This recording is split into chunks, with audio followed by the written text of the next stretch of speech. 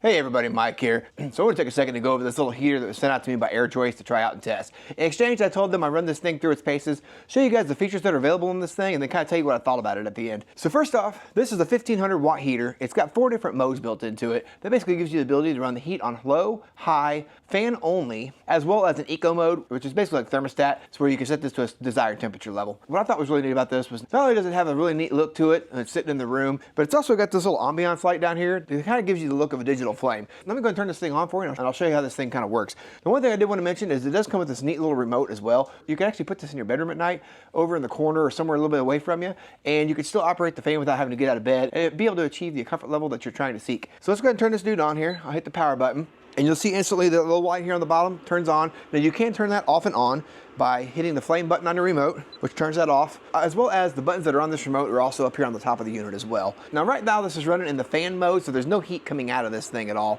So I'll go ahead and hit the mode button. You'll see here that it switches, and that switches over to the low mode, which will put out very low heat, and I can pretty instantly feel the heat coming off the front of this thing pretty quickly. I hit it again, that's gonna run it up to the high mode there. After this thing runs for just a little bit, you actually feel a lot more heat coming out of it than when it first turns on. And then the last mode here is the eco mode, or like I said, the temperature. Right now it shows that it's running at 71 degrees. You're able to push the up and down arrows on the remote for the temperature, or do that from the top of the unit by simply knocking that down, and I can knock that down to, let's put it at 68 degrees right now. So once you hit the desired temp, it doesn't completely shut off, but the heat on the front of it has gone away. So the fan's still running. And then the heat will just kick back on as needed based on what the thermostat shows. Now something else cool that this thing can do is there's an oscillation button. So you can hit that button there, and you'll see that this thing starts rotating back and forth. You get 60 degrees of swing between the left and right. So this thing can actually rotate back and forth across the room and disperse that heat or the air evenly, giving you a nice even feel across the room. Now something I wanted to test out when I first got this was, we just now started hitting some colder nights here where I live.